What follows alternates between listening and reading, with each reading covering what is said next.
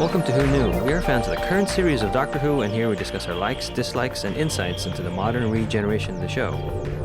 Subscribe, review, and listen to us on iTunes and Stitcher, or our YouTube channel, youtube.com/WhoKnewPodcast. All our episodes are on WhoKnewPodcast.com. You can leave comments there, or email us at WhoKnewPodcast@gmail.com. We also have an Instagram and Twitter account. Tweet at us at WhoKnewPodcast, and find us on Facebook.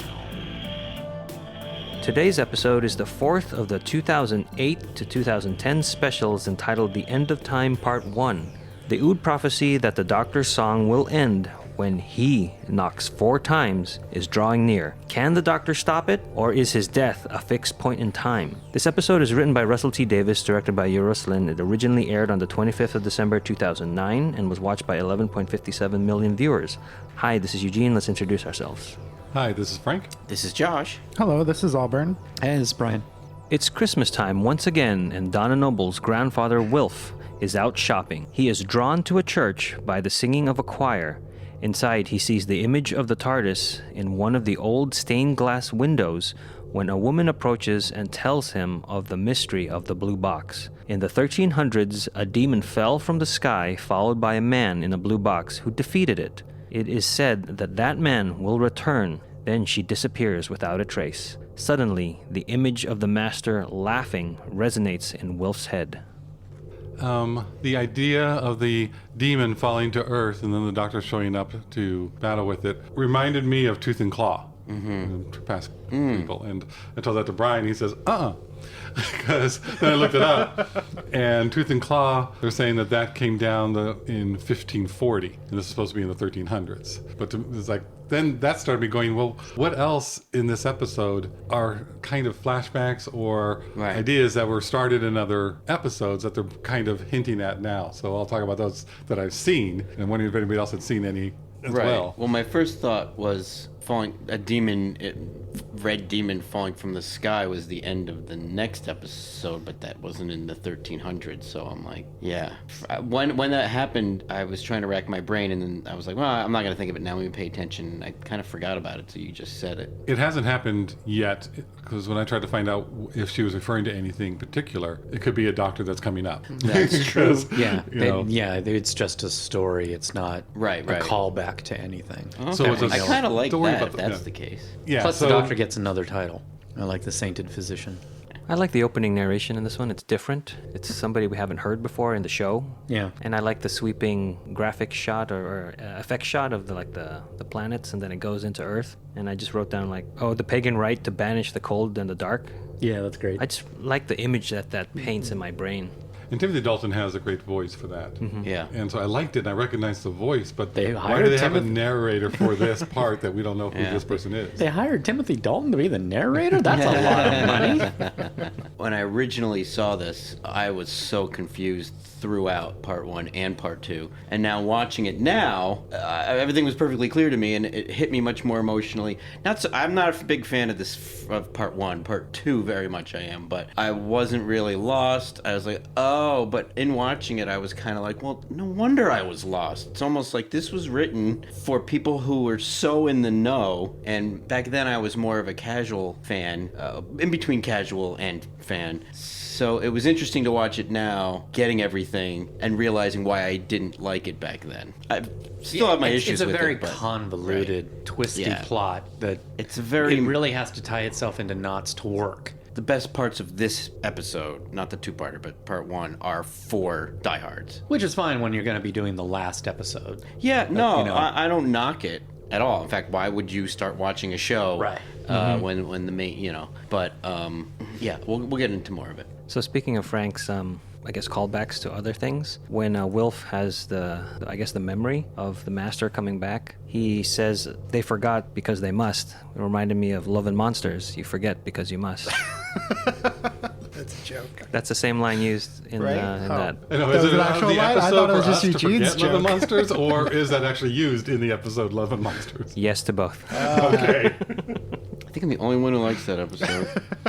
I like Until the it. ending. Yeah. Outside of seeing Wilf for the first time, I think in a little bit, like that was a good emotion. At the church, he's in front of a war memorial. Like there's names Yes. Yes. behind For those him. who gave their lives for the country. Right, Yeah. which I think does a really good job of setting up like both of these parts. A lot of people are pondering their own demises and what does it mean to be a soldier? What does it mean to die? What does it mean to give your life for something bigger? So that was cool to see that. And as an American, you know, I don't get to see the European side of a lot of these memorials and remembrances. So it was interesting to see that in a church where it was a very large plaque of names. And, you know, I don't think I've seen that in the U.S. anywhere. And is that because, like, here, I couldn't see, like, a list of names at a... Well, the Vietnam Memorial. Right, but that's rare. That's They do it everywhere big- over there. Okay. Yeah. Yeah. Yeah. On their monuments, they'll etch the names of people Okay. all over the place. Because they probably had more local connections. Like, those are people that died from that town? yes. Okay. Like I know the Vietnam War Memorial, but like I don't see that as local things here in the U.S. And Wilf would be of the age of World War. No. No, World he's War a little young for Okay. World War II. Okay. Little young. Oh, yeah, that's true. They Yes. did work it out. We'll talk about that later. Okay. Yes, they did. yeah. Yeah, but not in the episode. But it is a bit of also foreshadowing what Wilf will be facing his, Yeah. you know, Yeah. what he's going to be dealing Yeah. with. In what is it to be a hero? What is it to give and sacrifice yourself for someone, for something, for some idea, for the country, for the planet? Speaking of locations, that street that he's walking on has been used before in other episodes. It's where Rose and Mickey were shopping, where the Santas attacked them, and it's also in Runaway Bride. Oh, yeah. Finally answering Ood Sigma's telepathic summons, the TARDIS arrives on the Ood sphere. It's been 100 years since he and Donna were on this planet, and the Ood have progressed much faster than they should have in that time. The entire Ood psyche has been troubled by strange dreams, and the Elder Ood says the Doctor should not have delayed. They link with him and reveal visions of those dreams, which consist of the Master laughing, Wilf in distress, and two people he does not recognize. They also show visions of a woman picking up the Master's ring after he died, and Lucy Saxon, the Master's widow, in prison. The Ood tell him that something is coming and bleeding through time, allowing these visions. They herald the end of time itself. The Doctor runs back to the TARDIS. I do like the "it's time to get out of Dodge" moment, which is, he's not what he's doing. He's running to the problem, but it is just like, I gotta get out of here. Well, we mentioned Timothy Dalton as a guest star, and now we have another guest actor. Do you recognize the Elder Ood's He looks voice? familiar, but I couldn't quite place him. His voice is Brian Cox.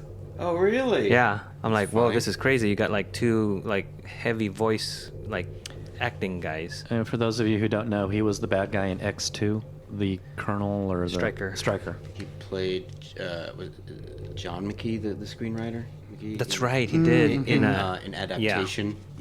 He was the headmaster in Rushmore. I was hoping he'd speak to the big brain. I wanted to see the big brain again. The Ood brain. It's like they have the Elder, The Elder has a big brain, bigger than every other Ood. but the whole idea of I the know, it's Ood not was that the they're big all connected to it. Now, why do they have a central Elder? Well, they've It's like evolved. it's changed.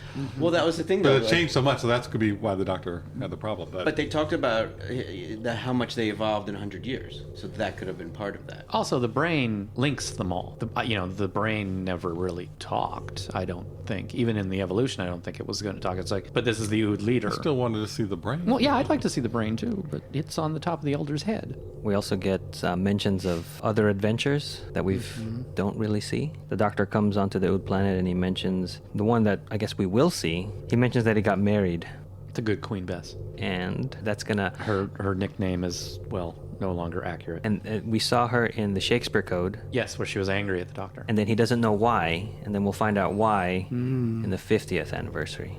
He names a galaxy Alice. Allison?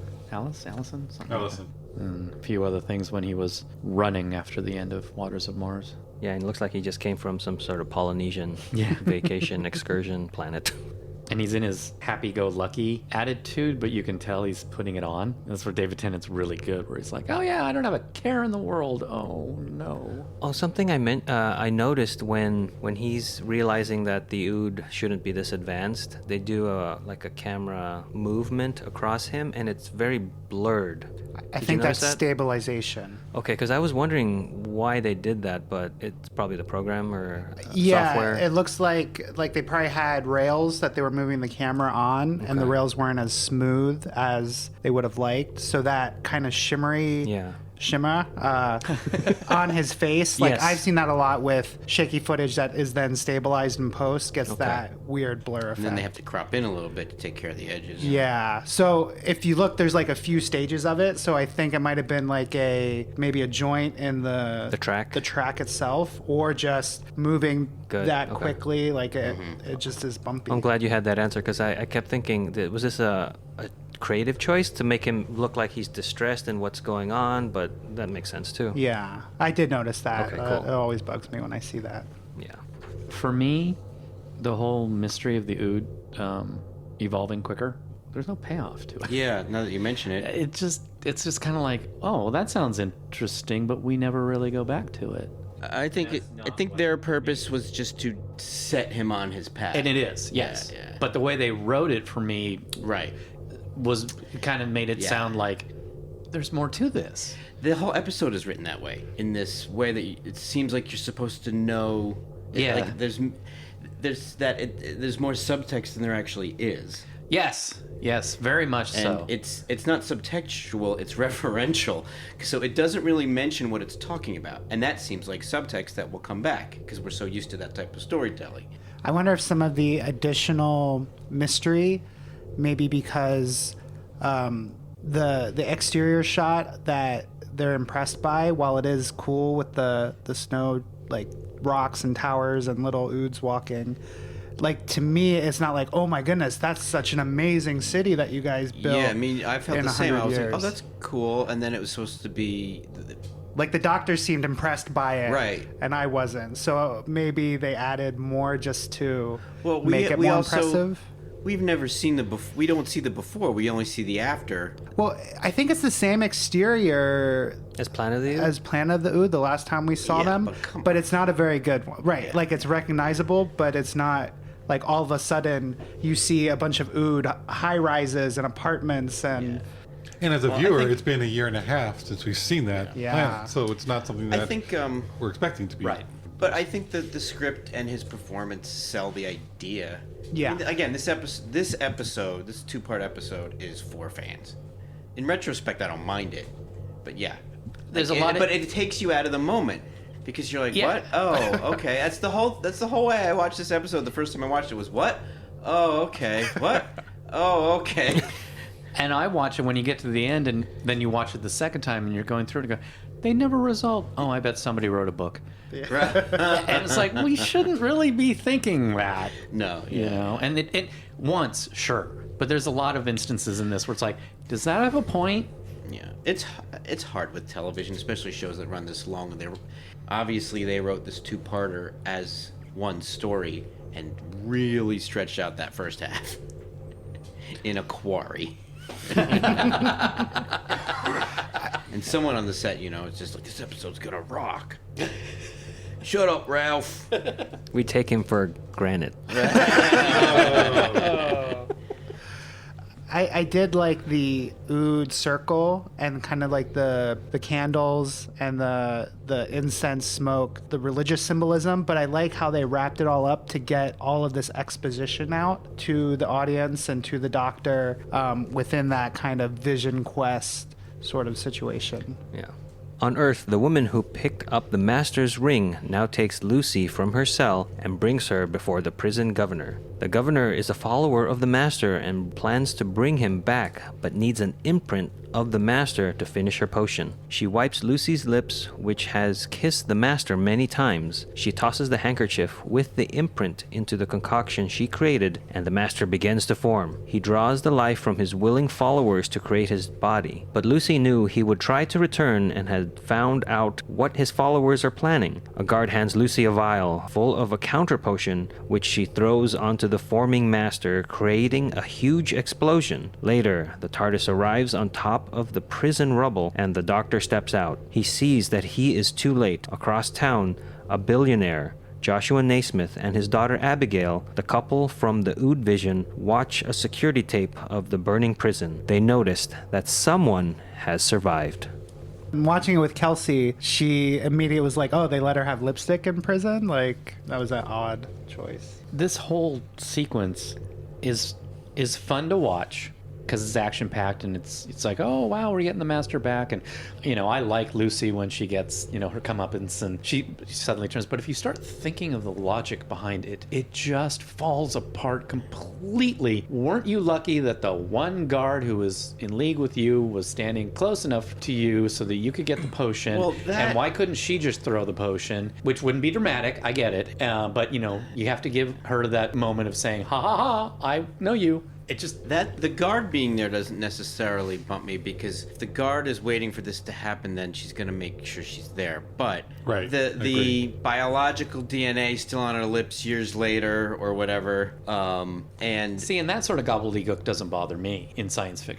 mean, I accept it because it's okay, whatever. It's science fiction. Right. But then what actually bothered me the most was how she looked genuinely frightened out of her mind, and then she had a backup plan, and it was just there's that moment where she flips a switch on her face, yeah. where she's like, "This is terrifying me. I'm glad I planned for it." Yeah. And I get you need that for the drama of it, and stuff like and when that. you're going along with it, it's fine. Yeah, but you're riding the ride. You're like, yeah, get him, and then. So I have to get that she didn't know if the backup plan would work. True, but I mean, still, she found out about it because of the guard. But the change in her totally expression. But it's the change in her expression. If she still did it, she's like, so confident, frightened out of her mind, like now, like maybe like a Hail Mary. Pardon the pun. You're in a church, but although they were in prison, same thing. To change. Turn on such a dime, that's what took me out of it. I will give them credit, though, for Lucy saying, I may be stupid, but my family's not. Because they wrote Lucy in the earlier episodes. Granted, she was drugged out like crazy, but not the sharpest tool in the drawer. Her family, I missed that. She's like, I may not have been very smart, but my family is, and they're well connected. And they're the ones who developed they're the ones who found the Book of Saxon, which apparently he wrote. Ancient books of Saxon. Yeah, he wrote in his spare time after cabinet meetings. And they developed the antidote to this thing. The counter potion. It's not a counter potion. Antidote's probably trademarked. And again, it's like they are still throwing so much exposition, tying this plot into knots so that it works, that you're sitting there going, wait, what? Here's another one of those references that I saw, is that the Master's ring, to me, seems similar to the pocket watch, where it holds some essence of him. And it's like I thought about the lipstick, and I was laughing. It has to be some visual. Visually, they needed something for the audience. Need to see what was going on. But he always wore the ring. Wouldn't the ring have that on too? But then in the flashback with the Ood, which I thought was a great way to get everybody up to speed as to what happened. Yes. He was kissing her hard. Oh, yeah. I mean, it was... He was laying on some DNA. At least over a year of that DNA being applied. Yeah. Oh, yeah, totally. They had to swab her tonsils. The effects though at this the potion and like the coven, it reminds me a lot of witchcraft type movies, with the blue lightning and the women coming together to perform a rite over something. I mean, they definitely, both of these episodes, I feel like they were very ambitious with the effects work. And pulled it off mostly. Yeah, no, here in this, like I felt it. There was one of the guards, I think, was leaning back a little bit funny. Like if you rewatch it, she's on the left side of the screen. Yeah, she's really committed. Oh. Yeah, that's what it is. She's really committed. Yeah, where everyone else wasn't quite as committed, but I did like it. It was fun. There's a bit of a Scooby-Doo element to it. Yes, but it again, this is a kid show for adults, so I enjoyed it. This is also the beginnings of John Sim masterclass in non-subtle acting. But I like that he was coming back as the master that we knew. That's when true. When he was first coming back, that was the master. Yes. Right. One thing that I like, you saying the good special effects, the one effect that I do like in this scene is where the Doctor runs from the interior of the TARDIS to the exterior of the TARDIS and the rubble of the Broadvale prison. I was just amazed at how it was like one continuous shot, and I'm not sure how they would have done that, because it's clearly the interior, and then they matched his forward motion to the exterior. There was a couple really good. TARDIS shots in both of these parts that are really good. Like, I don't know how they did them all, but they were thinking, they weren't just showing a black interior to the TARDIS. Mm-hmm. Like, you could always see something that looked like it had a lot of depth. Mm-hmm. Oh, what did we think of the car alarm? Oh, that's fun. It's fun. I'm glad he didn't stay. I mean, then they do the snap of the fingers later on or whatever. Earlier. Yeah. That was earlier? Yeah, Silence in the Library. Oh, okay, yeah. I mean, it's... With the car alarm, it's funny because he does it as a gag. But then when he gets his mission is Yeah. now there, he Yeah, he goes doesn't in, have to stop. he clicks it again, and I was like, this weird handheld dramatic camera motion, and then click. But tonally, I'm like, oh, there's a joke in this dramatic thing. That's and I'm like, true. Okay. The other thing I wanted to mention was Joshua Naismith was previously hinted at in Planet of the Dead because there was this advertisement sign on the bus, the damaged bus when it hit the Planet of the Dead, and it had Neon by Naismith, a new phone. So we can kind of see where he's getting his money from and things. He's also a Martian. Yes. That's right. Yeah, so that actor, since we're talking about it. And Manhunter. And a Manhunter. So Joshua Naismith is played by David Harewood, and he's He's got no hair. He would like some. Yeah. and he's currently in Supergirl as John Jones or the Martian Manhunter. These kids are very short. Oh, okay. Group. Or sorry, Hank Henshaw. Yeah. Hank They don't Henshaw. call him that. That's anymore, right. Was though. he also... Was he on Luther? Was he... The other thing I know him from is Blood Diamond. He played Captain Poison. He's been in a lot of things. Did you find anything? Yeah, the big show that David Harewood was on was Homeland. I don't know how many seasons he was on, but he was one of the main characters in the first few.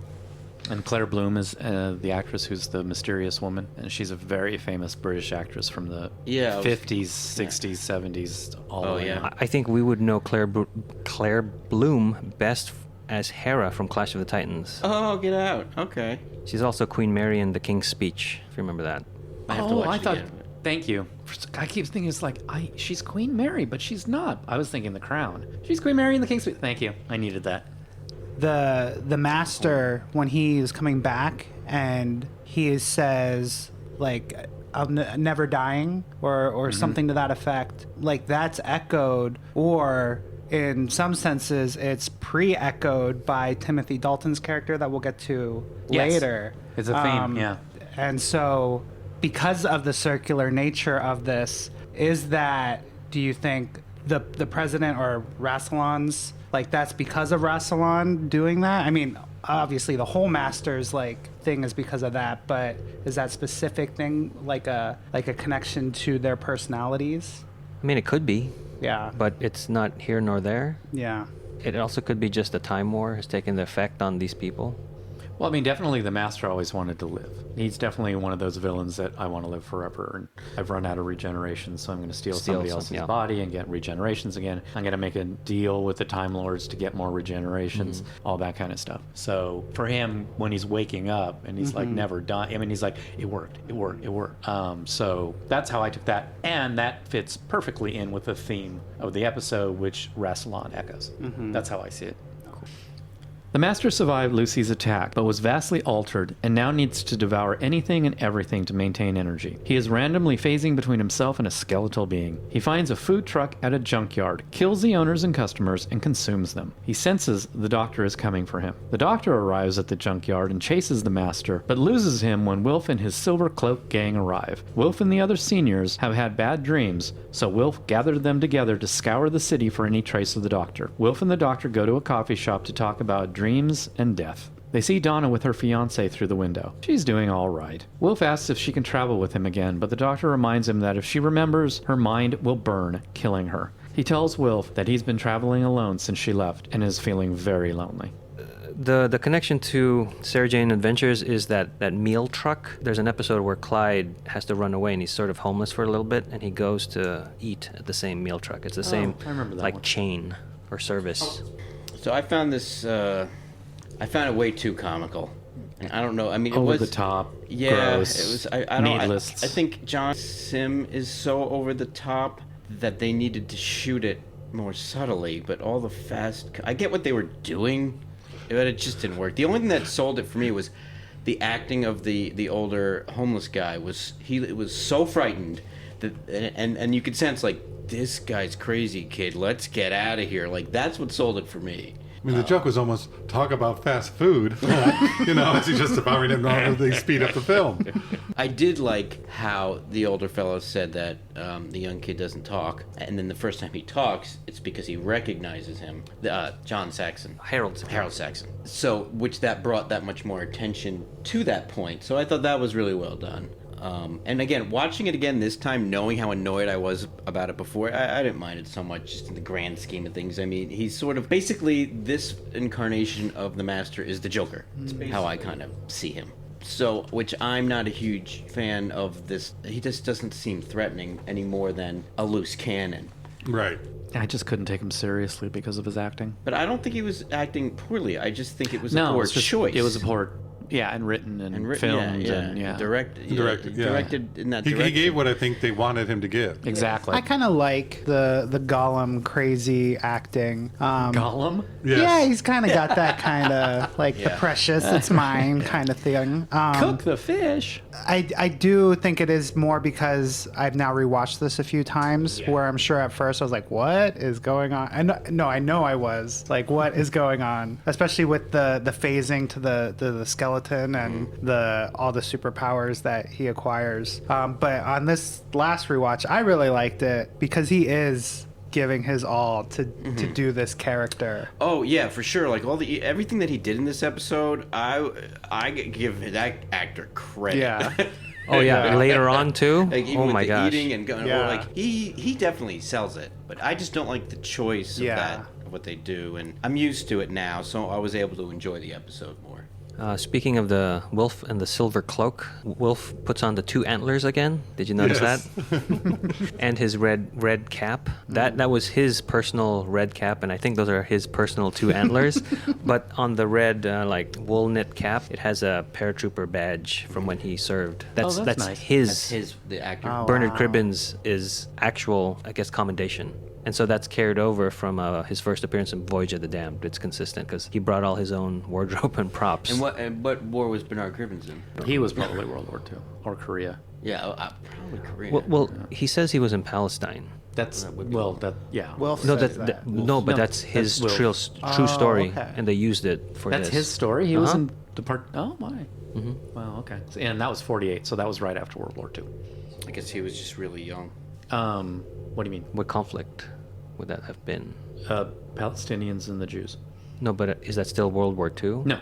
That's what I'm asking. No, it was the creation of Israel. So British Palestine was ended, and the United Nations created Israel. And the Palestinians went, "We live here," and the British controlled that Yeah. land, so they were pulling out, and it was very violent. You know, I just thought it was some conflict that, like the Boer War. You know what I mean? Like something Yeah. that's specifically British. Yeah, like everybody else either approved or disapproved, but that's all they did because it was one of the first tests of the UN, and it certainly did not work. I like the idea of the Silver Cloak gang. I thought that was fun. I thought the only reason they found the doctor so quickly was because of that, and some person lives across from the prison and saw it happen. Knew that they were all looking for this blue box that was supposed to be showing up. I like how they know what the blue box is. You know, it's a police box like the old days. Yes. Right, yeah. And Minnie got caught in one That's right. on a bank holiday. Right. That was an unused idea for Partners in Crime. Like Wilf had a story with like Donna's return, and then they just X'd it and put it in here. Oh. And then Minnie sexually assaults the doctor. Yes, she does. It's all in Minnie fun. the Menace. It's a sign of the times. There is no all in fun anymore. I know. It was That's a sign of the unacceptable. times. Even then, if that was an older man, they would have been, no more Benny Hill these days. Double standard going on. It's funny to see Tennant's reaction when he just raises his voice, and the guy next to him on his right is just like reacting as well. And what's with the master and the doctor smelling each other? I like how there's so much like visceralness to both of these. Like they are constantly smelling each other. There's hearing the drum beats, and I kind of liked it after watching it again, and I don't know if I would have noticed it the first time watching it. It made the connections between everybody much more like base, like they weren't primal? Yeah, Yeah. primal. Like Well, that's a like good way to think very of it. internal.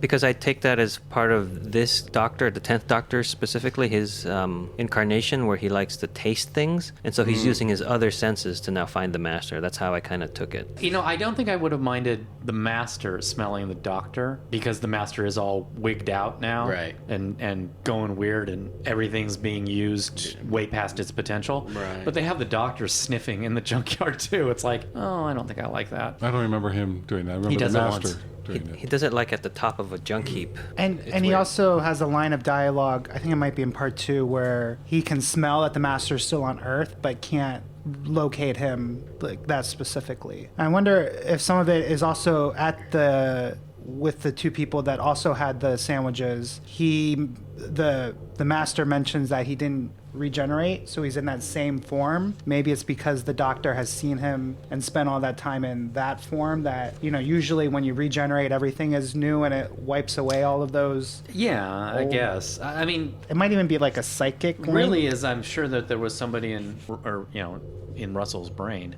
going, I need something quick and easy to explain how they can find each other so fast. We've already watched the master grossly eating everything, and now they're all just sniffing on screen. It's like, all right, enough. But making it visceral and primal, I like that. I'm going to remember that the next time I watch the episode. But before we move on, we have to discuss the scene scene in the cafe. Yeah, that's what I was going to be like. Let's discuss that. Yeah. So the setting of this is an actual cafe that is in Swansea, and I think Russell used to hang out there. So I think Swansea a place? yes, it's a place in. It's way down behind the I think it's Swansea Wales. River. I think it is in Wales. It's far, far away. When I originally saw that woman who ends up who was speaking to Wilford in the beginning, I was wondering if she was an old companion that I just didn't know about. Yeah. A lot of people were thinking several things along those lines. Gosh, I wish we found out. Anyway. And there's another instance that reminds me of a past episode, Midnight. The woman appears on a television behind them. It doesn't say anything, but she's just there for a bit and then she fades away. It reminded me of Rose behind the doctor in Midnight. But anyway, the scene with it's interesting when Wilf is like, oh, I'm small talk, and the doctor just starts with, who are you? yeah. How did you find me so quickly? Captain Jack spends his whole time trying to find me, and you do it in like an afternoon. It's great. It's just well done. I like that. I get choked up almost every time I see like a heartfelt scene with Wilf. Me too. To the actor's credit, and just the relationship that was built between him and the doctor. And now, what hit me on a side note about this two-parter was he is the companion. He's not like the secondary companion. And we never had that before until this one, and he does such a great job. He's got such a presence. And when I was watching the end of the second part, I was pretty full on crying like you. But it's really his storyline. Like he's the first one you see, and he's almost one of the last ones you see. And it's his emotional storyline that sort of is our conduit to the doctor. So I think that's why it has such an impact in these two episodes. Do they ever adequately answer why him? No. To me, they don't. Yeah, they don't. And to me, that's just something they did not need to put in. That was just another one of those information you don't need. Well, does it's he- like just having Wilf there doesn't need to have a big mystery to it. I think it's sort of a rippling back in time idea that to spoil for a minute, spoiler alert, he's the one that knocks 4 times. To fulfill that prophecy, it kind of ripples back in time. Can we go behind the scenes?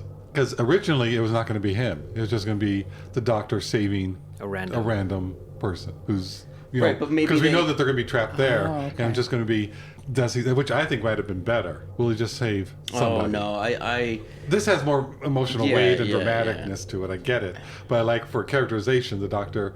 No, this person is just an ordinary person working here. still I'll save him Right. or her. Again, I think it was Russell sitting in his house going, I have to figure out a way that he constantly meets up with Wilf. Right, yeah. And it's like, no, you don't. But I just this whole thing seems he was so in his head the whole time writing this thing because it was so impactful for him. It was like, oh, this is the end. This is the end. This is the end. I gotta hit this one out of the park. And I think he just overthinks it. It's just kind of like, I don't know. I wish he could have taken a little bit of a break before writing this episode. But then again, there are some parts that are so fantastic, like in this scene where he says, I'm going to die, and Wilf says, yeah. me too. But the doctor says, don't you dare. And if you think about it, that's a great line for the doctor to be saying to Wilf because of what happened. It's funny because there's a couple of scenes with just them that feel a little separate from the energy of the show. But looking at it now, that's what makes the end, for me at least, so powerful. These two parts is a bit of a love story between the two of them. That's kind of how I was watching it this last time. And since he asked the question, why you, Wilf? Why am I keep meeting you? I had to find an answer in my own head. The woman is projecting back, manipulating Wilf Right. to be in the place he needs to be Each in time. at the end. She's the one who's In Voyage of the... because of what she sees or knows or thinks she knows, she gets Wilf to be in that position, and so she Right. keeps The woman at the manipulating church. Yeah. the woman at the church. Right. The That woman was in the his first visions. time he ever saw her. She's not in Voyage of the Damned. No, I know, but maybe that was also part of her doing. Like, she kept positioning him in those places. Maybe. Maybe. I thought you meant that she was in Voyage of the Damned. No, she's No, not. no, I'm thinking like if you, He's adding to my story. yeah, I'm adding on to what he was Since my saying. theory, Because that's what this needs, more exposition. but to me that made more sense in the whole ripple Right. of time going Right. back. Because I didn't understand why she was even there talking to Wilf. This is also the beginning where we get regeneration as death. It's the beginning of that where the doctor is so like another man. He does say another man, with a new face just goes off. And that is kind of new. They really hadn't gone so far with it before. It was just a change. And that was controversial. A lot of people didn't like how far that went. I did read something interesting, though, when I was researching this episode is we don't know it at the time. No one knew it at the time. But in hindsight, this doctor would know that his upcoming regeneration is his last. So he would know, after I regenerate, then I die. So it's leading up to his death. So it's like, it's too soon for me to regenerate for the very last time. How can I be regenerating for the very last time? And when I read that, it was like, that helps me in the portrayal of this being so much of a death. In the last few episodes leading up to this, especially in the Tennant specials, he got a little megalomaniacal, self-admittingly. So it goes along with that And this is journey. almost his karma. Right, exactly. It goes along with that journey that he's been on. Someone who became, without a companion, became so self-important. Of course he's not going to want to leave his personality. True, but this is extreme for Doctor Who in general, to have it be so much a death. No, it is like a death. It is like a death. And from all the interviews with Davis, he's like, it is a death. And then you hear interviews from Moffat going, it's nothing like a death. It depends, so, yeah. on You the know, show. it's just the showrunner's take on things. And when do we first hear that at this point the Doctor's a Time Lord only has 12 regenerations or 11, whatever it is? It's in the classic, right? Yeah, it's Yeah. in the classic series. So that carried over. I don't think they ever mention it. Well, But I don't think there's a point in the modern show where they say No. that a Time Lord only has 12 regenerations. But in this scene, I think David Tennant really does a great job. Oh, yeah. Yeah, With that's what a he's great given. thing, yeah. Yeah, I enjoy that he's having this conversation with Wilf and he's admitting like what he did wrong and like in Waters of Mars. Some of us didn't like that episode, and then now this is why it needs to be there, because he has to have this conversation. Yeah, his break when Wilf asks him, like, well, how are you doing? And the doctor just breaks down for that split second. That's worth the whole part one. And I thought it was a very real moment when he went, whew, Merry Christmas. Yeah. Yeah. The Doctor tracks down the Master again and is shot with a bolt of electricity from the Master's hands. As they discuss the past, the Master says he is still plagued by the 4 drum beats constantly pounding in his head. He grabs the Doctor's head and is able to share the maddening noise with him. He's thrilled when the Doctor is shocked to hear it now as well. From overhead, a helicopter arrives and the soldiers kidnap the Master. They bring him to Joshua Naismith. Great effects of the explosions behind Tennant. Oh, yeah. Yeah, in the Confidential, he said it was hard not to look back. Yeah, he doesn't react or pause or... He was like, I could feel the heat on the back of my neck, and it's hard not to turn around. There was no helicopter there. Oh, really? Yeah, Spotlights? they took a spotlight on a crane, and then they added in the audio, and then they repelled the 2 soldiers from the crane, and that was it. They didn't have any shot of any helicopter at all. No, because they were using their budget on the other effect shots, and they're like, we can't get a helicopter. in my brain, I kind of remember a slight silhouette of a helicopter. It filled it flying. in for you. Yeah. It's funny. But they did the same effect or the same budget saving technique in, I think, Aliens of London, when the helicopter goes over Mickey, Rose, and Eccleston. That kind of stuff is great. Oh yeah, I mean, I work on a computer animated television show, but we draw everything first, and then the computer animators and the layout people match our drawings and add to it. But coming from a history of traditional animation where you just draw whatever you need, everything in CG needs to be built like it was live action. There's a budget for all that. So like it was a very hard thing to wrap my head around, like, oh no, we don't have a spoon like that. We can't use that. You have to use a ladle or vice versa. So the idea of we had an episode on our show where the main characters were being chased by a bear. We never had a bear. So you had to build a bear? No, we never. Yeah, right. We had a paw that was built and 2 eyeballs that were borrowed from another CG show. And in After Effects, they built the silhouette of a bear to be seen through a waterfall. But if you watch that episode, you never see a bear. So whenever I hear about stuff great. like this, because that's so, and to see that type of ingenuity is very, for something so simple. I love the joy on the master's face. When he realizes that the 4 beats that he's heard all his life are real, that it's not, it's just not in his head. There is really a physical cause for it, and he's so thrilled at that he literally jumps over the moon. It's like my favorite master moment in this episode. And the doctor's response to that of, oh my God, they're real. Oh my God, they're real. Yes, yeah. That whole thing. What is it? On Christmas Day, Donna gives Wilf a book written by Joshua Naismith. Wilf asks why this book, but Donna doesn't know. For a moment, it looks like she remembers something, but she brushes it off. Wilf prepares to watch the Queen's speech on TV, but a vision of the woman he met in the church appears on the screen. She warns him not to tell the doctor anything, but the doctor's life might still be saved if Wilf is willing to kill to protect him. Wilf grabs his old service gun and sees the doctor outside his house. He shows the doctor the book Donna gave him, and the doctor recognizes Naismith from the Ood vision. He and Wilf leave in the TARDIS to find Naismith. Did she use the word take arms in this Yes. bit? Yeah. So He'll have to take arms. I think that's a very important phrase in her message. Not just that he'll have to kill. Very soldier-like. Yeah, so like that makes him think, I have to get a gun. And I like his response, like, I didn't kill anybody during my time. Don't make that like it's shameful. Yeah, that was a very really good. well-delivered, Yeah. interesting take.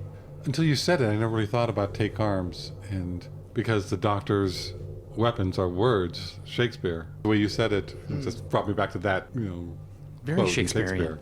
But she was always meaning To have a gun. Yeah. Or a weapon, something.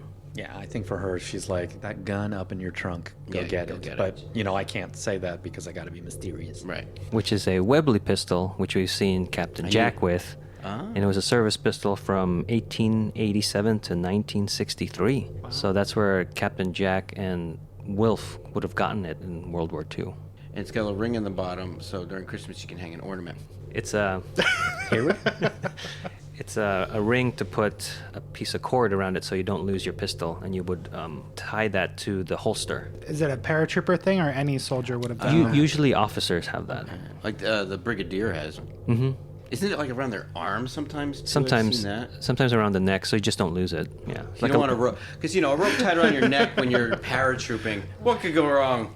The trigger on this gun. When you are holding this gun and you are about to fire, it's filmed looking like the trigger has already been pulled back. So it's a double action pistol. Okay. So when you cock the hammer back, it pulls the trigger back already. Okay. So it's in the ready fire position. So then you release? No, and No, then it's just that much closer to being to being fired, pulled. and then you Oh, squeeze it again. Like a hair trigger. Yeah. Is that what that means? Yeah, well, kind of, because if the hammer is not cocked back, it's in that position that you're thinking You'd know. of. Right. You're Okay, thinking you of. would know. Yeah. Then. Okay. Yeah. So you cock it, the trigger moves further back, and then you just move it a little bit to fire.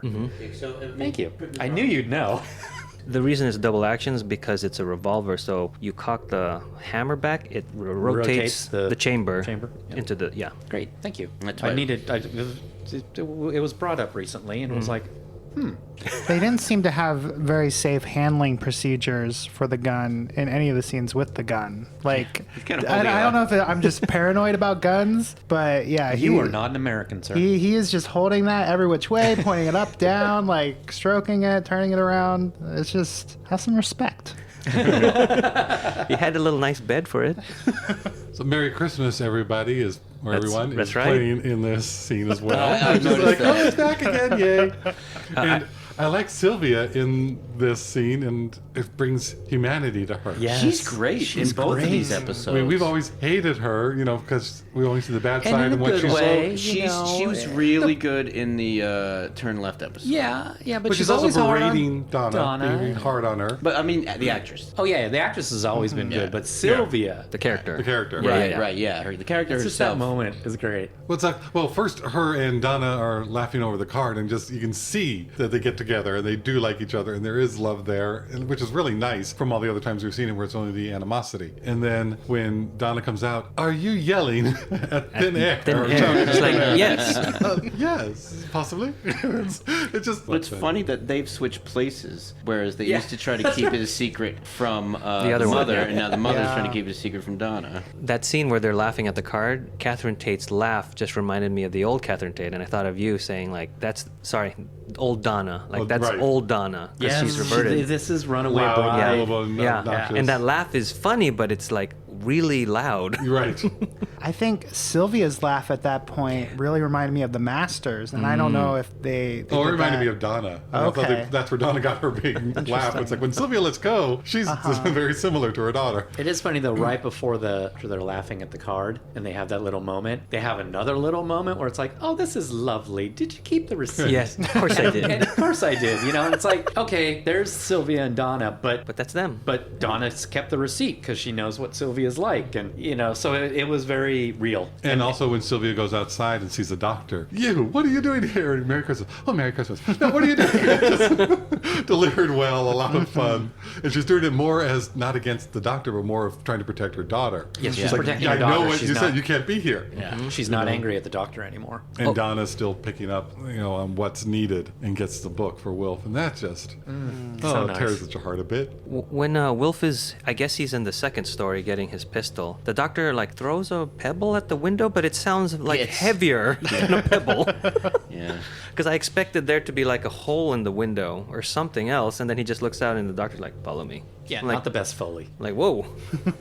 Frank, you reminded me when you mentioned the music here, how much the music throughout both of these episodes takes that 4-beat drum beat and plays it in so many different areas, whether it's sound effects or even just the underlying music. Like they really, I know Eugene and you guys are a little more attuned to the music of the show and the series, but this was one where even I was like, oh wow, that beat is everywhere. There's some great music, and especially the musical cues in this, like before the cafe scene. It's just that great swell when it ends, and then it's just, I don't know, Murray Gold really did a good job in these two. Naismith and Abigail bind the Master and show him an alien device, a type of gate. It is powered by a nuclear vault, which has 2 chambers. Naismith explains there must be a person in one of the chambers at all times to maintain the radiation for the gate. The only way that person can leave is to be released by someone in the other chamber, which in turn locks them in. The gate needs this energy because it can completely heal a person, but it's not currently working at full efficiency. Naismith wants the Master to repair the gate so that Abigail's body can be completely restored over and over again, granting her immortality. The Master agrees to work on the gate. So what is the logic of the 2 booths? Does the person in one of the booths get healed, or none? No, there is. Is it just like a dead man switch? Yeah. Yeah. Because it has to be constantly monitored so that the radiation doesn't feed back and blow up everything. And so they need to, be sure that someone is there at all times. So they lock him in. And the only way for him to leave is for someone else to be locked in, be able to control so it so they can leave. So it's a fail-safe. Fail-safe live monitoring system. At least that's what the cacti or Vinvaci told me about it. So So someone has to push the any key. Right. Between these 2 paragraphs, we had Wilfred's first entrance to the TARDIS, Right. which kind of blows by because it's so quick. It is so quick, Yeah. and we've known Wilfred for so long, and he's been on so many adventures. You would have thought that he had already been inside, but What is his comment when he said? I thought it'd be cleaner. Yeah. I love That's great. That was a good little banter. Yeah. But I can still take you back. And, Wilfred, the character of Wilfred, goes through a lot of these first throughout these 2 parts, but this one was very fun. Yeah, he kind of does. First time in space, first time in the TARDIS. It's like he's been on the show as like I said, a secondary companion, but his first time as the primary companion, he goes through every milestone of that, including what happens at the end of the next episode. So Yeah. he basically does a whole Doctor run in a 2-parter. I never thought of it that way. That's brilliant. I've always liked the fact that Bernard Cribbins gets a opening credit in the title sequence. Yeah. And as much as I love her, but Catherine Tate doesn't. Oh, and It's just kind of like, okay, good. You gave Cribbins his Right. due. And, Catherine Tate is more support. yeah. He's definitely the co-star of this Yes, episode. he definitely is. But you could see someone of Catherine Tate's stature, Right. especially the stature of the Doctor Who, you would think that any single time that she would be on from now on, Oh, she I would have see. an opening credit. And I'm so glad they did it because then it also brings, when you see her, as something special. You weren't Yeah. expecting that, they can't get her, that's fine. Yeah. Yeah. I really liked Saxon's reaction when he sees the gate and they're talking about, oh yes, it can fix a person, and you can just see he knows and already got his plan of what he can do with it, and that these people have no clue what they have in their hands. And to me, I read that as conceit, like, I'm so great I can fix anything. So it read well either way. Yeah, he does convey it to the fools. Because aren't they referred to as idiots and fools by the idiots and narrator? yeah, because at first it's the king in the counting house, and then the idiots and fools. Yeah, and so that's like, these people are, he can convince them really easily. There's nothing he'd be able to convince them that he couldn't do. And there's a throwaway line where he got that technology. Do you remember that? He got it from Where Torchwood. Naismith got, Yes, Yeah. that ship on the base of Mount Snowdon was really packed with devices. I was like, okay. Like, you just wonder, where did he get that? And he just goes from Torchwood and Mount Snowdon. I'm like, okay, Yeah, fine. that's like the 4th time they've referenced Yeah. this ship at Mount Snowdon. Coming up, when the Wolf and the Doctor arrive. You mean Wilf? Did I say Wolf? You said Wolf. Oh. He's rather bad. Big bad. When Wilfred and the Doctor arrive, is that location, do you know anything about Yes, that? that Is is it the next Doctor's? Yes, the same Okay. stable as the Jackson Lakes. It looked like it location. so Yeah. much. I mean, Yeah. didn't look like they really changed it at all. It's like, wait a minute. It's the one where the TARDIS cloaks, if you remember that. But the funny thing is that David Tennant is allergic to horses, so he couldn't stay in that location for very long. Oh. Also, with the Naismiths, I think we learn here that they're trying to also get immortality for Abigail. So, all of the main characters here, except for Wilfred, are running away from death. Like, all of the Time Lords are trying to avoid death. These humans are trying to avoid death. I know it's a little on the nose, but I think it is cool that, like, you have the same theme. kind of theme from all of these different I characters. didn't think about that. Yeah. I like that a lot. Thank you. I will say Naismith was a little too into his daughter, if you ask me. Well, see, a rich billionaire into its daughter. That's not topical at all. It was weird. Yes, it is weird. No. I'm jumping ahead a little bit, but when they mentioned Obama Oh, and all that stuff, like, being that I watched this a number of years, this episode that came out that long ago, it's weird to think that was that long ago and he was still president. Thank you, because I forgot. I wrote a note and I forgot to mention it earlier. I find the Obama insert awkward, Oh, yeah. weird, bizarre, and should not have been done. The president has always been fake. Every time we've seen a you're president, right. You're right. he's fake. You're right. And then probably because it I'll- was such a big deal. And it was. And Davis has said that. He's like, we were all so thrilled when Obama got elected that I had to write that in and just make it a moment. But it doesn't work. He's going to end the recession tonight. No, he's. That doesn't how work. a recession works. Well, but it's just like, okay, no, that's not real. None of it felt real at all. And now you've dated this to such a specific time and place. So if you watch it today, you should be able to still not feel so like it's- dated. yeah. That really is a specific date. Well, and even the characters in the show kind of have a sense of how ridiculous the idea of ending a recession, like ending a global recession, that the president could do that, in one night. Like, even they're kind of incredulous. Do you get Some that of them. feeling? Because I don't. Maybe not all of them. Like, there are some that believe it, but I thought there was one or two characters that, and maybe it was just me reading into it. Guys, maybe? No, because they were hopeful about it. Yes, and the owner of the food truck were very hopeful about Yeah. it. Donna and her family talk about it. Maybe they were a Maybe little Donna more. was just like, yeah, I can't quite remember. But because it is so ridiculous, It's like why make it that? You could have any other reason to have Yeah. the president giving a national, And you've got international address. You know, at the time, you got this new president who was real that we did put a ton of hope into. And, now we look back and go, yeah, he was fine. I mean, he wasn't this God's gift to the presidency. Every time I watch this, I get uncomfortable because it's like, Obama's not a god. He's writing it from the high of the election. Yes, he was writing it from the Yeah. high. He wasn't writing Every it from time a real I place. watch it, I just can't believe that's who they chose to be his lookalike. Right. That was true. And to me, it was the pronunciation of his name. Barack.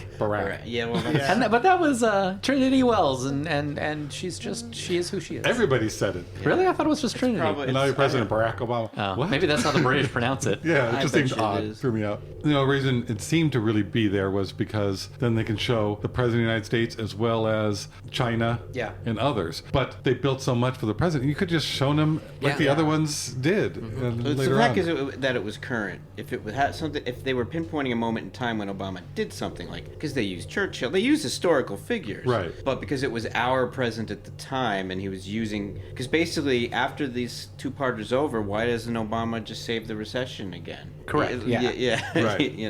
Deleted. Right.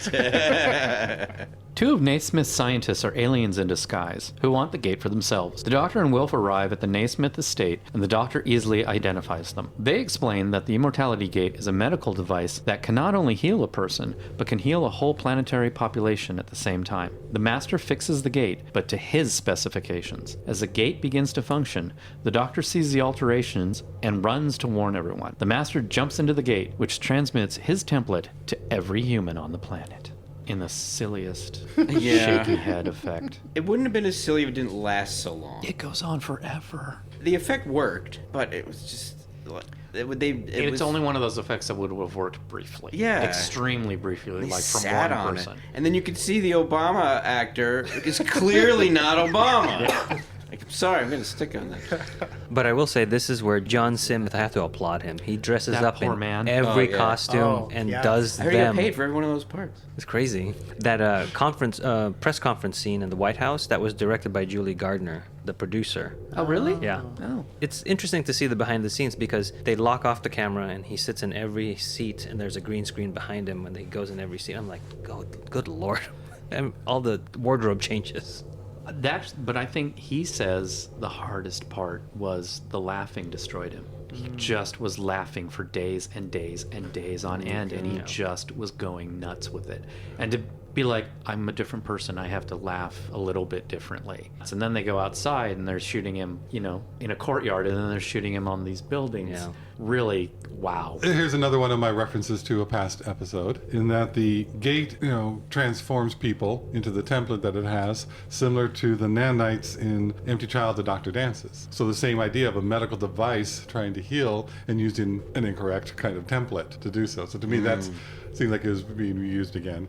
And that all the people's dreams came from this point. Wilf seeing the Doctor laugh. Because we see that scene in real time now when the Doctor's laughing. You mean the Master? Oh, sorry, Master. Thank you. And the Master's laughing as he's fulfilling his plan now and sending it out. And that's the scene that we've seen since the beginning of the episode. So that reminds me of Fires of Pompeii, when they're saying that the effect comes before the cause, because the time ripples backwards. And that's how in Pompeii they were able to understand Donna is a noble woman and he comes from Gallifrey. They got all that information because the time Oh, stream so were traveled all backwards. the dreams that everyone was having was because This moment. Yeah, but the reason everyone on the planet was having them was because they will soon be turned into him. Yeah. So that memory was sort of like leaking back into their physicality. Exactly. I didn't get that. No, And that's what the Ood were picking up on, too. But they're picking up on for Ood, different... not ood. Oh. no, thank you, because I think I had put that dream happening across the universe because of the Ood, but now it makes sense that they were Right. just picking up on that that directed towards humans. Okay. Because that was Thank almost you. like they Yeah. were dreaming about the last moment of Yeah. their existence. That's creepy. When the Doctor first made the TARDIS disappear out of second out of time, it was why? And why don't you always do this if you want to protect the TARDIS? You know, and then it came to me going, he's dealing with the Master. He's trying to hide it just from him. Not, won't do it very often. So that answers my own question, which made me think, I wonder if other people are thinking that. Let me at least go through my that's a good process. point to Here bring you go. up. Yeah, but I agree that the Master is the foe that would take the TARDIS. Yeah. He would know how to. Yes. He would know how to get Right. into it. Well, he has And before. has. And he has, yeah. Because the TARDIS is surrounded by a perception filter, plus you can't break into it at all. So when it's just around humans, it's safe. It's not around the Master. Another thought I want to know how many of us or how many people listening had was, in a world full of masters, how long would it be before the masters turned on each other wanting to be the only master? Yeah, That's another problem I have with the episode, is that these masters are subservient. No, they're the master. Or is it just because it's all new and they all know, okay, I still have to do this job at the moment to get the plan done, so I concentrate on what my parts, everyone's concentrating on their part of the puzzle. For now, I mean, it's literally a day, so. But it's the master. I agree with you. Yeah. And that's the rationalization that, Frank said to me and that I accept. But at the same time, it's pretty weak to me. Because the other, especially the masters who are around the master, Yeah. would be Yeah, quickly... I thought the same Why thing. would they need orders? Because they're going to think the same way at this point. They're just so close to Because being it's a born. television show. No, you no, know, it's exactly. yeah. That's the whole Yeah. But they're flaw not. They're in not it. a hive mind, though. And I kind of rationalized it as he was having fun. It worked, and he's in that high of his plan working. Yeah. So each one of them is just having fun with pretending the role. Now look what I'm doing. Yeah.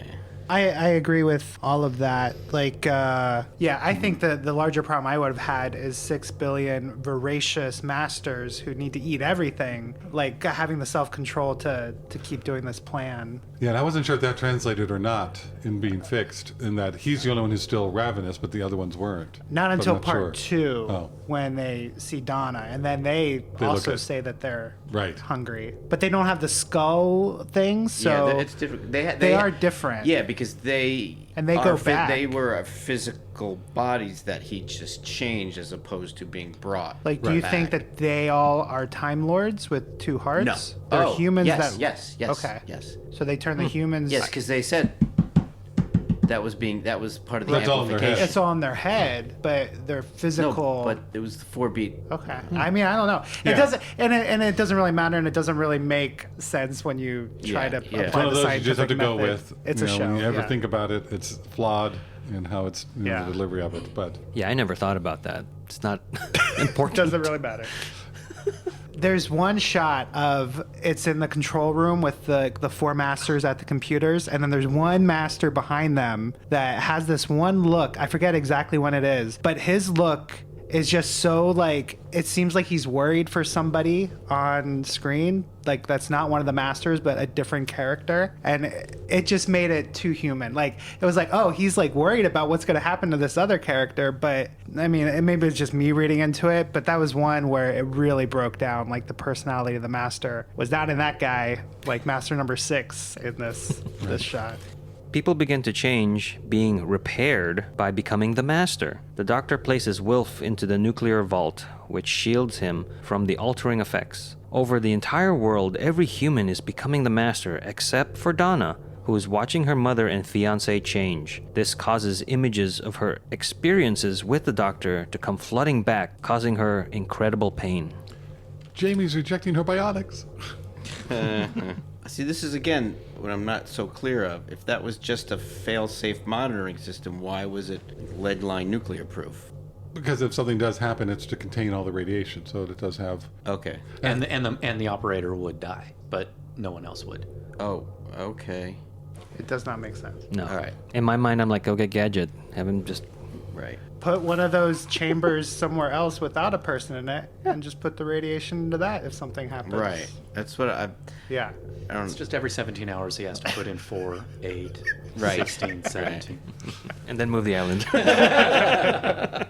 A man announces that the human race has ceased to exist, but he says this day is bigger than that. While addressing a huge assembly before him, he proclaims that this is the day the Time Lords return, for Gallifrey, for victory, for the end of time itself. For all the spit. Suffering succotash. I kind of liked it. I love the ending. yeah. I love Yeah. that ending. I really enjoyed He it when really it, sells yeah. it. yeah. Yeah. When I first watched it, and then the reveal, you see like the council. I was like, Yeah. that's great. I remember I watching. like the early one too, where it's like it's just dark and it's just panning around behind him, and then all of a sudden See the- you just see yeah. the two Gallifreyan dressed Time Lords, and it's like, whoa! It's like, I recognize those headdresses. What are they doing here? Yeah, I remember watching this originally and just being blown away. Like, what? The whole mystery of what that could possibly mean, and how's that even possible? And It was great to see the Time Lords again from somebody who had watched the classic.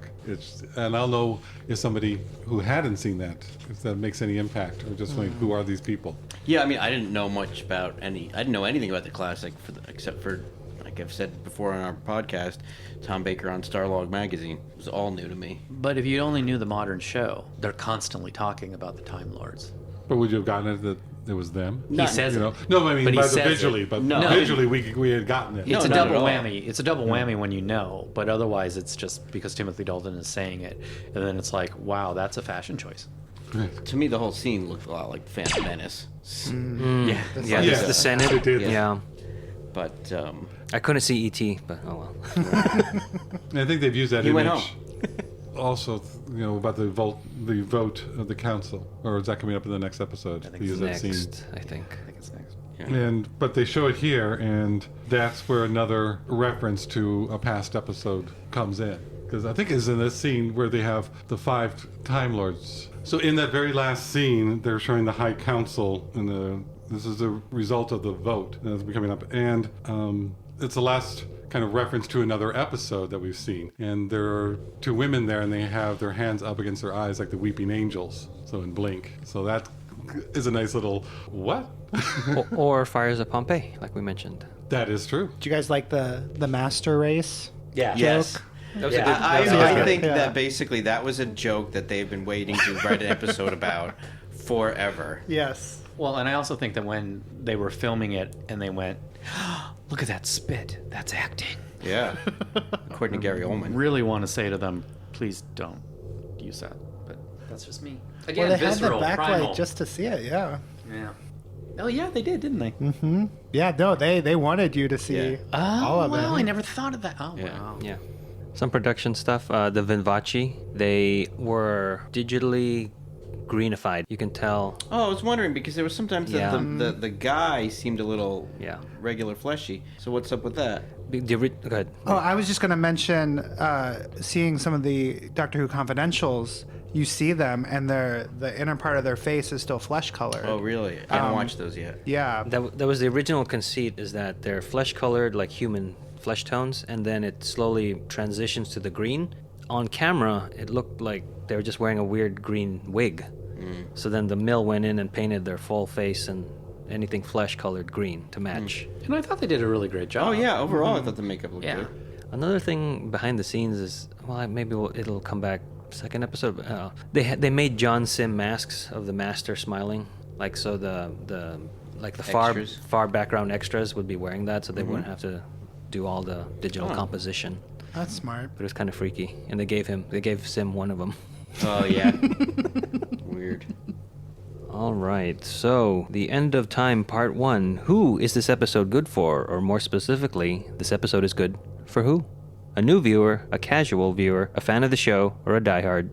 I'm going to say a fan of the show. I'm not going to say Die Hard, even though I have a lot of problems with this. It's an important episode, so everybody should see it. But you have to be a fan of the show to really be able to know what's going on and to really care what's going on. I agree. I don't think I would use this episode to introduce anybody to the world of Doctor Who, but it is definitely one that anyone who is a fan of the show should watch. Yeah, same here, fan. Just that I'm not a diehard, and I enjoyed it, but any less than that, I'd be like, what? Yeah, you said it before. Too much is supposedly that you're supposed to know going into it. So put me down, same category. I will also say a fan just because of the references and the things that we're finding in the commonality and the threads.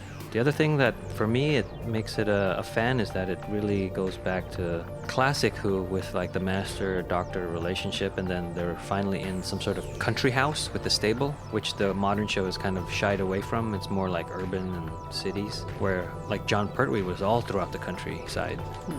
Anyway, that wraps up the End of Time Part 1.